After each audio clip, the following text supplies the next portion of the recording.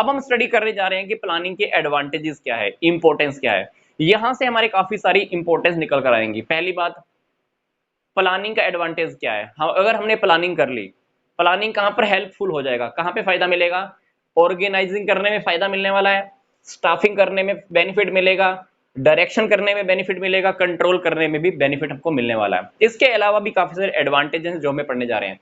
पहली बात, प्लानिंग से पहला advantages, focusing organisational objective. Planning होने से क्या होता है, हमारे ऑर्गेनाइजेशन का जो ऑब्जेक्टिव होता है, हमारी फर्म का जो ऑब्जेक्टिव होता है, हम उसके ऊपर अच्छे से फोकस कर पाते हैं और वो फोकस होते होते हम उसको प्राप्त भी कर लेते हैं, अटेन भी कर लेते हैं।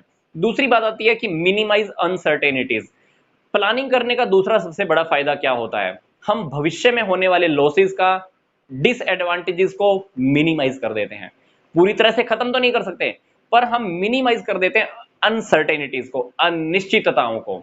तीसरी बात, बैटरी यूटिलाइजेशन। बैटरी यूटिलाइजेशन किसका, मैन का, लेबर का, कैपिटल का, मनी का, लैंड का, जमीन का, हर चीज का हम बैटरी यूटिलाइज कर पाते हैं। क्योंकि प्लानिंग के अंदर हम पहले डिसाइड कर लेते हैं कि हमने काम कैसे करना है, किससे करवाना है, कौन करेगा, कब करेगा, किसने क्या यूज करना है, किसने क्या नहीं करना है। इसलिए हर चीज का अच्छे से हम यूटिलाइज कर पाते हैं।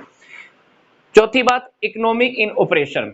जब प्लानिंग कर लेते हैं, उसके बाद जब हमारा काम स्टार्ट होता है तो हमको वो सस्ता पड़ता है। क्योंकि आपने कभी भी देखा हो, नोट किया होगा, जब आपको कहीं पर पहुंचना है, किसी शहर में दूसरे शहर में पहुंचना है, अगर आपको रास्ता नहीं पता है तो आपका समय ज्यादा वेस्ट हो जाता है। अगर हमको टारगेट पहले से पता है, प्लानिंग आपने पहले से की हुई है, आपका समय बचने वाला है, पैसा भी बचने वाला है। तो ऑपरेशंस के अंदर इकोनॉमी आ जाती है, सस्ता पड़ जाता है वो। पांचवी बात, हेल्पफुल इन द कोऑर्डिनेशन। ये बात हमने यहाँ पे भी पढ़ी थी कि कोऑर्डिनेशन बनाने में सभी डिपार्टमेंट्स का आपस में सहयोग होने लगता है, कोऑर्डिनेशन होने लगता है। छठी बात आती है helpful in control. For example, planning में मैंने ये फिक्स किया कि मैंने मान लो 5,000 मैंने गाड़ियां बनानी है। लास्ट में जब हमारा साल खत्म हुआ तो मेरी गाड़ियां बनी 4,000। तो कंट्रोलिंग करने में भी पता चल जाएगा, क्योंकि देखो स्टैंडर्ड कितना फिक्स किया था, 5,000, प्लानिंग कितने की थी, 5,000 की, रिजल्ट कितने का आया, 4,000। तो मैं अब चेक कर सकता हूं कि मेरा जो 1,000 का जो डिफरेंस आया है वो किस कारण से आया है। उस डिफरेंस को पता करूंगा, उसके ऊपर कंट्रोल करूंगा ताकि ये गलती दोबारा से रिपीट ना हो।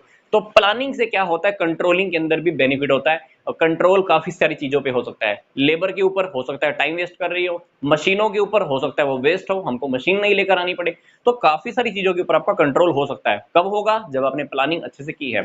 फिर साथ ही बात आती है इनकरेजेस क्रिएटिविटी। जब आप प्लानिंग कर लेते हो, प्लानिंग करने के बाद आप सब लोगों को, ऑर्गेनाइजेशन के लोगों को बता देते हो कि हमने ये काम करना है अगले 10 सालों के अंदर, तो हर व्यक्ति के, हर पर्सन के अंदर से क्रिएटिविटी निकल कर आती है कि मैंने ये काम नए नए तरीके से कैसे करना है।